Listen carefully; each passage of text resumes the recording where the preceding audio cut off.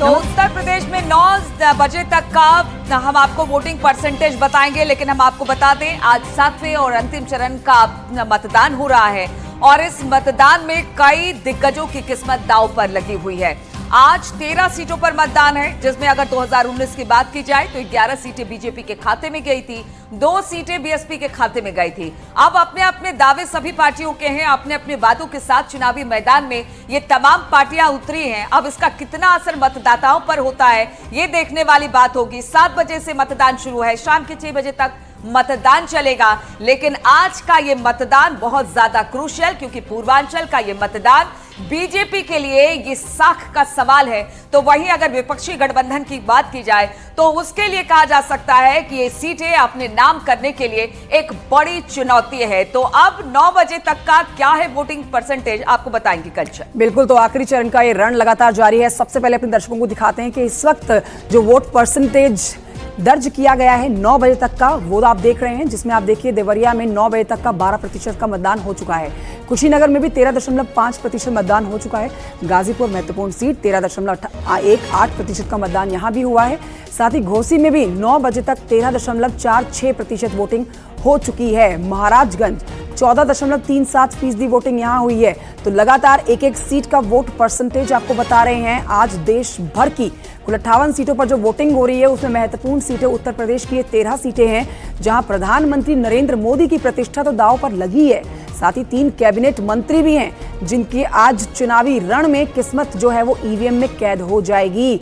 आप ये देख सकते हैं कि पिछली बार के 6 चरणों के जो मतदान हुए हैं, उसमें 7वें चरण का वोट परसेंटेज जो है वो बेहतर है, वो उठा हुआ नजर आ रहा है। तो इससे मान के आप चल सकते हैं कि शाम 6 बजे तक जो वोटिंग होनी है, अच्छा खासा उछाल वोट परसेंटेज में देखा जाएगा। और इस वक्त गाजीपुर से बड़ी खबर आ रही है, यहां पर 3 मतदान कर्मी बीमार हो गए हैं। हम आपको बता दें, इससे पहले भी इस तरह की खबरें आई थी कि कुछ मतदान कर्मियों की मौत की बात भी सामने आ रही थी। अब जो गाजीपुर से खबर है, उसमें 3 मतदान कर्मी बीमार हुए हैं। ड्यूटी के दौरान 3 कर्मचारियों की तबियत बिगड़ी है। बेहोश होने के बाद सीएचसी में उन्हें भर्ती करा दिया गया है। जमानिया के मत्सा बूथ का यह मामला बताया जा रहा है, जहां पर 3 जो पोलिंग के लिए लगाए गए थे लोग, ड्यूटी में तैनात थे, उनकी तबियत बिगड़ गई है। इस वक्त गर्मी अपने चरम पर है और इस गर्मी की वजह से हमने पहले भी देखा था कि जो लगे हुए थे इलेक्शन के काम में, ड्यूटी में लगे हुए थे, उनकी तबियत बिगड़ी थी। इसमें कहा यह जा रहा था कुछ की मौत भी हुई थी गर्मी की वजह से। अब 3 लोगों के बीमार होने की खबर गाजीपुर से सामने आ रही है, जहां पर 3 मतदान कर्मी बीमार हुए हैं। ड्यूटी के दौरान 3 कर्मचारियों की तबियत बिगड़ी है। बातचीत करने के लिए मनीष इस वक्त हमारे साथ फोन लाइन पर जुड़े हुए। मनीष, क्या खबर मिल रही है, कहां पर ये तैनात थे तीनों कर्मचारी? देखिए, आपको बता दें कि ये मामला लोकसभा चुनाव के मतदान के दौरान सामने आया है। जमनिया क्षेत्र के मक्का मतदान केंद्र की ये घटना है, जहां पर पुलिस के एक एसआई और पीएससी के एक कांस्टेबल साथ में फॉलोवर अचानक बीमार होकर गिर पड़े और उन्हें उसके बाद पीएचसी ले जाया गया। बताया जा रहा है कि गर्मी के चलते अचानक वो बेहोश होकर गिर पड़े हैं और जिसके बाद उनको स्थानीय सीएचसी ले जाया गया है और वहां पर उनका इलाज जारी है। जी, अभी फिलहाल स्थिति किस तरीके की है तीनों की मनीष? देखिए, आपको बता दें कि सुबह तो मौसम बेहद खुशगवार था, लेकिन 9 बजे के बाद धूप तेज हो गई है और इस धूप के चलते, इस तेज गर्मी के चलते ही बताया जा रहा है कि ये तीनों मतदान ड्यूटी में लगे ये तीनों कर्मचारियों की तबीयत बिगड़ी है और अभी जब उन्हें सीएचसी में भर्ती कराया गया है तो उनकी हालत ठीक बताई जा रही है, सुधार बताया जा रहा है, लेकिन अभी भी उनका इलाज जारी है। जी ठीक है, बहुत बहुत शुक्रिया आपका मनीष जानकारी देने के लिए।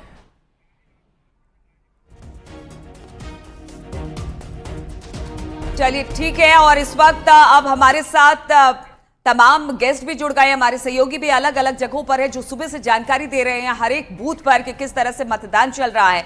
गाजीपुर से अमित गंजू, कुशीनगर से अशोक शुक्ला है, राजेश चौधरी प्रवक्ता बीजेपी, फखरुल हसन चांद प्रवक्ता एसपी, प्रभात त्रिपाठी वरिष्ठ पत्रकार भी हमारे साथ जुड़े हुए हैं। लेकिन सबसे पहले अमित गंजू के पास चलते हैं। अमित, आप गाजीपुर में है, गाजीपुर में अभी एक खबर आई कि यहाँ पर एक पोलिंग बूथ पर जो कुछ कर्मचारी ड्यूटी पर लगाए गए थे इलेक्शन ड्यूटी पर, उनमें से कुछ बीमार हो गए हैं, लेकिन इसके बावजूद किस तरह पर वहां पर मतदान चल रहा है और क्या स्थिति वहां पर मतदान को लेकर? देखिए नीलू जी, मैं आपको बताना चाहूंगा, मैं पहले अपने कैमरामैन से कहूँ पीछे का पूरा दृश्य दिखाई है। सुबह जैसे मेरे अभी सहयोगी मनीष बता रहे थे, कहीं ना कहीं सुबह 6 o'clock को एक लंबा जोश देखने को मिल रहा था और 7, 7:30, 8, 8:30 और 9 बजे तक 9:30 होते होते धीरे धीरे गेट पूरा खाली हो गया। हालांकि जिस जगह यहाँ है, यहाँ लगभग 18% वोट पड़ चुके हैं इस पोलिंग सेंटर पर और अब धूप बिल्कुल सर पर आप देखा जा सकता है कि पूरे सड़कों पर अब सन्नाटा सा पसरता जा रहा है।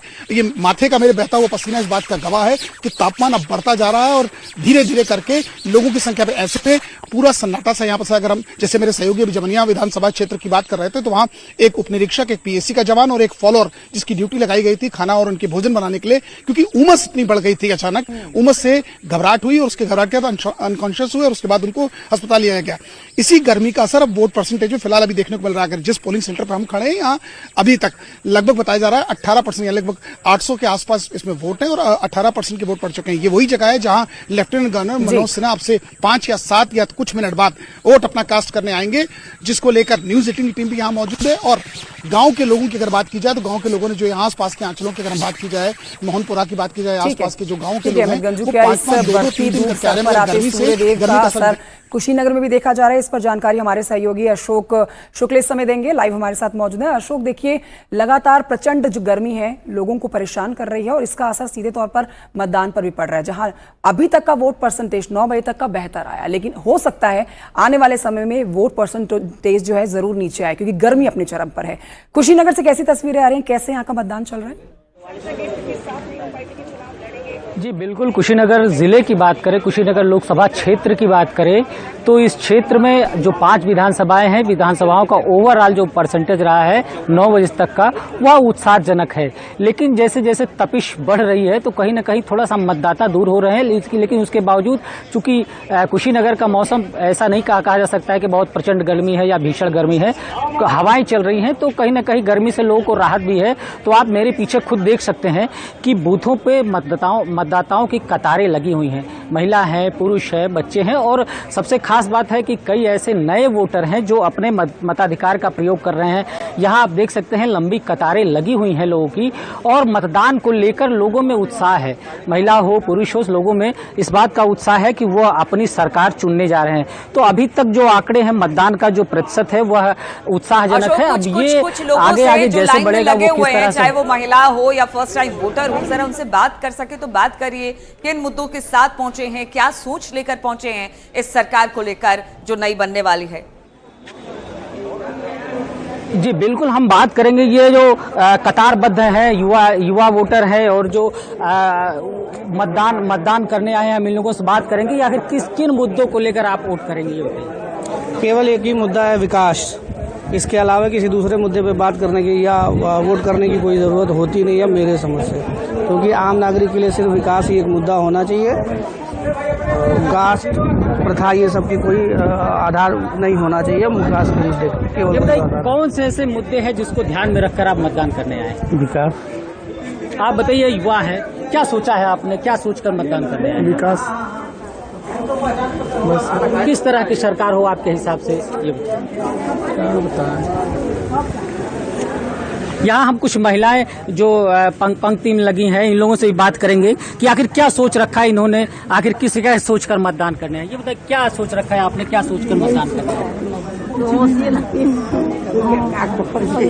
ये बताइए, क्या कुछ मुद्दे हैं आपके कि विकास हो किस तरह का, क्या ये बताइए, क्या सोच? जैसा कि आप देख रही हैं महिलाएं हालांकि कुछ बोलना नहीं चाह रही है, लेकिन जो पुरुष मतदाता हैं या अन्य मतदाताओं का साफ कहना है कि विकास ही उनका मुद्दा है और यही सोचकर वो मतदान करेंगे। ठीक है अशोक शुक्ल, वाकई में लंबी लंबी कतारें देखी जा रही हैं और ये इसीलिए जानकार भी कह रहे हैं, राजनीतिक विश्लेषक भी कह रहे हैं कि भाई जो 7वें चरण का मतदान होगा उसमें बम्पर वोट गिरने वाले हैं, बम्पर वोट पड़ने वाले हैं। लौटेंगे आपके पास, तस्वीरें कुछ अपने दर्शकों को दिखाएंगे। ये देखिए, आज वो 13 सीटें जहां पर उत्तर प्रदेश में मतदान हो रहा है उनकी सीटें की तस्वीरें आपको दिखा रहे हैं, जहां आज भारी भरकम संख्या में लोग अपने घरों से निकले हैं और वोट परसेंटेज भी इसलिए पिछले 6 चरणों से बेहतर नजर आ रहा है।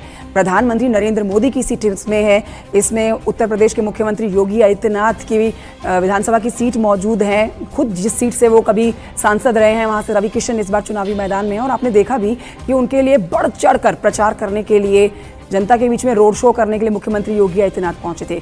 इसके अलावा सारी बेहद महत्वपूर्ण सीटें हैं। वीवीआईपी सीट पूरे देश की जिस पर सबकी निगाहें हैं वो है प्रधानमंत्री नरेंद्र मोदी की वाराणसी सीट, जहां पर मतदान जारी है। सुबह 7 बजे के बाद से लंबी लंबी कतारें हर एक पोलिंग बूथ पर देखी जा रही है और यही कहा जा रहा है कि इस बार यानी कि 7वें चरण का जो वोट परसेंटेज है वो पीछे के 6 चरणों के वोट परसेंटेज का रिकॉर्ड तोड़ सकता है।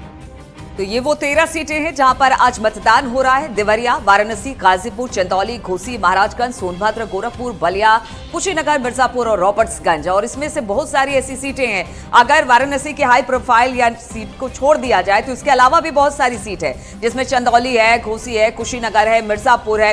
इन सब जगहों पर भी बड़े बड़े दिग्गज आज अपनी किस्मत आजमा रहे हैं। एक तरफ प्रधानमंत्री मोदी का गढ़ है तो दूसरी तरफ गोरखपुर मुख्यमंत्री योगी आदित्यनाथ का कह सकते हैं कि गढ़ रहा है और वो यहां से चाहेंगे कि जो उनके प्रत्याशी हैं वो जीत कर आए। रवि किशन को लेकर उन्होंने तमाम चुनाव प्रचार किए। बहुत सारे नेता, प्रधानमंत्री से लेकर तमाम जो बड़े बड़े दिग्गज बीजेपी के नेता थे, उन्होंने कई रैलियां इस पूर्वांचल के एरिया में की है और उन्होंने अपनी तरफ से पूरी तरह से जीत का दावा किया है। अब एक बार फिर से पोलिंग परसेंटेज दिखा दे रहे हैं और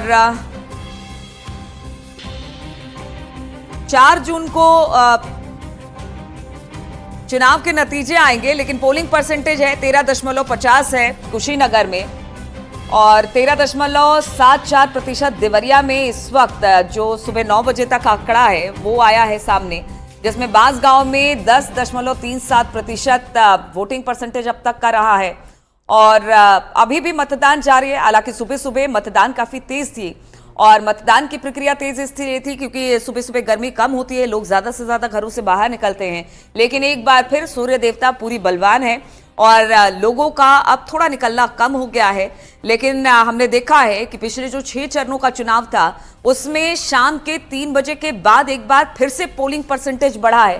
हालांकि मतदान के कम होने के पीछे का एक कारण ये भी है कि जो गर्मी है वो काफी ज्यादा है और इन सब एरिया में जहां पर आज मतदान हो रहा है वहां पर भी गर्मी भीषण पड़ रही है। इस वक्त हमारे साथ तमाम गेस्ट भी जुड़े हुए हैं। राजेश चौधरी प्रवक्ता बीजेपी, फखरुल हसन चांद प्रवक्ता एसपी और प्रभात त्रिपाठी जी भी हमारे साथ जुड़े हुए हैं। प्रभात जी, हम दोनों प्रवक्ताओं के पास चलेंगे, बातचीत करेंगे, लेकिन जरा ये बताइए, चूंकि 6 चरणों का चुनाव अब निपट गया है, 7वें चरण का चुनाव है, कहा यह जा रहा है कि इसमें प्रधानमंत्री की साख भी दांव पर लगी हुई है। हालांकि वाराणसी की जनता से हम लोगों ने बातचीत की तो उन्होंने कहा था कि विकास के नाम पर वोट पड़ेगा और वाराणसी में जितना विकास हुआ है प्रधानमंत्री मोदी एक बार फिर से यहां से सांसद चुनकर आएंगे। लेकिन सीएम योगी, प्रधानमंत्री मोदी, ये तमाम लोग मिलकर भी जो 13 सीटें हैं, पिछली बार 11 का उन्होंने जबरदस्त प्रदर्शन किया था, लगता है कि वो 11 सीटें एक बार फिर से लेकर आएंगी क्योंकि बहुत सारी सीट ऐसी क्रूशियल है जहां पर मार्जिन पिछली बार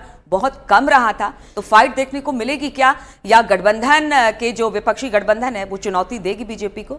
नहीं, देखिए, साख की जहां तक बात है तो साख मैं नहीं समझता हूं कि प्रधानमंत्री मोदी की कोई साख लगी हुई है। वो अपना चुनाव बड़े आसानी से जीतने जा रहे हैं और उनका प्रभाव आसपास के क्षेत्र में लगातार बना हुआ है और योगी जी का प्रभाव कानून व्यवस्था को लेके और कामकाज को लेके पूरा एक वो जो गोरखपुर का पूरा जो इलाका है वहां उनके एक लोकप्रियता सांसद के रूप में और मुख्यमंत्री के रूप में बनी हुई। लेकिन ये एक सबसे बड़ा सवाल है कि ये जो चरण का चुनाव हो रहा है 13 सीटों और पूरे भारत के अंदर 57 सीटों पे, ये एक निर्णायक एक सीटें होंगी कि क्या 400 पार का जो नारा दिया था भारतीय जनता पार्टी ने वो वहां तक पहुंच पाएंगे, या इंडिया गठबंधन जो एक मनोवैज्ञानिक, ये दोनों लोग एक वार चल रही है मनोवैज्ञानिक कि हम 350 जीत रहे हैं, हम 400 जीत रहे हैं, लेकिन मतदाता किस मुद्दे पे पूर्वांचल का, क्योंकि देखिए पूर्वांचल में सबसे बड़ी चीज कानून व्यवस्था एक थी, माफिया राज जो वहां पे था, माफिया तंत्र जिस तरीके से वहां खत्म किया गया, उसके बाद वहां स्थानीय जनता ने आज जो मतदान करने जा रही, क्योंकि एक तपती धूप में मतदान शाम तक, मुझे ऐसा लगता है कि मत प्रतिशत गिरेगा, मत प्रतिशत बढ़ेगा नहीं। और ऐसी स्थिति में जो भारतीय जनता पार्टी की साख थी कि 11 सीटें वो अपनी ले पाएगी कि नहीं ले पाएगी, ये सवाल है। और दूसरा, इंडिया गठबंधन के लिए जो मायावती के साथ उन्होंने 2 सीटें वहां 13 में जीती थी, क्या वो इंडिया गठबंधन की समाजवादी पार्टी और कांग्रेस अच्छा प्रदर्शन करेगी। तो ये एक सबसे बड़ा है ठीक कि है सर। साख दोनों की लगी है कि दोनों इस 57 सीटों पे और 13 सीटों पे एक जगह 80 पार का नारा है, एक जगह 400 पार का नारा है। ये नारा यही चरण तय करेगा प्रभात कि जी, ये और चरण जो हमारे किस तरीके साथ से पार्टियों के प्रवक्ता हैं उनसे भी जल्दी से वोट परसेंटेज के ऊपर रिएक्शन ले लेते हैं। फकरुल हसन साहब हमारे साथ समाजवादी पार्टी के प्रवक्ता मौजूद हैं। फकरुल साहब, क्या लग रहा है आपको? बेहतर वोट परसेंटेज 9 बजे तक का देखा गया, अगर ये वोट परसेंटेज बढ़ता है तो समाजवादी पार्टी को काफी उम्मीदें होंगी, आपके गठबंधन को इन सीटों से काफी उम्मीदें होने वाली हैं? नहीं, जो आखिरी चरण है, समाजवादी पार्टी को भरोसा है जनता पे कि इस आखिरी चरण की सारी सीटें अगर बनारस को देख लिया जाए, बनारस में जरूर फाइट है। बाकी कहीं पे समाजवादी पार्टी को कहीं लड़ाई नजर नहीं आती है। एक तरफा चुनाव है। समाजवादी पार्टी के पक्ष में जनता खड़ी हुई है। जनता मुद्दों पे वोट डालने जा रही है। प्रभात त्रिपाठी जी ने मुद्दे नहीं बताए, वो पूर्वांचल की माफिया राज की बात की, फकरुल लेकिन हसन जी, आप किस बिना पर कह रहे हैं? क्योंकि पिछली बार 11 सीटें बीजेपी लेकर गई थी, आपके साथ गठबंधन में बीएसपी थी, 2 सीटें वो लेकर चली गई थी। आपके दावे किस आधार पर है? राजनीति में 1+2 नहीं होता है। राजनीति में 1+11 भी होता है। और ये कोई, हम 2012 में जब सरकार समाजवादी पार्टी ने बहुमत की बनाई थी तो 2014 में हमें उम्मीद नहीं थी कि हमारा सफाया हो जाएगा और हम 5 सीटों पे आ जाएंगे। तो राजनीति में ऐसा नहीं होता है कि हम पिछले चुनाव में हम इतनी सीटें जीते थे, इस बार भी हम इतनी सीटें जीतेंगे। कितनी सीटें जीत के लेके आ रहे हैं इस 13 सीटों में से?